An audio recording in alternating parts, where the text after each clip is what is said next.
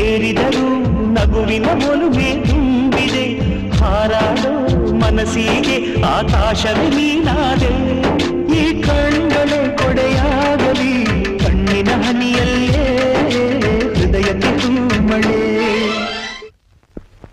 Sir ನಿಮ್ಮ ನೋಡಕ್ಕೆ ಯಾರೋ ಬಂದಿದ್ದಾರೆ, ಕಳಿಸು ಅವ್ರನ್ನ. ಸರಿ ಸರ್.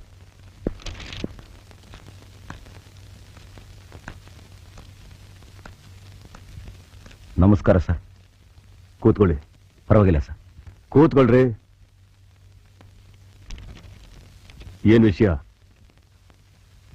ಆವತ್ತು ನೀವು ನನ್ನ ಕಂಪ್ಲೇಂಟ್ ಕೇಳಿದ್ರಿ, ಅದು ನಾನೀಗ ನಿಮ್ಗೆ ಕೊಡೋಕೆ ಬಂದಿದ್ದೀನಿ.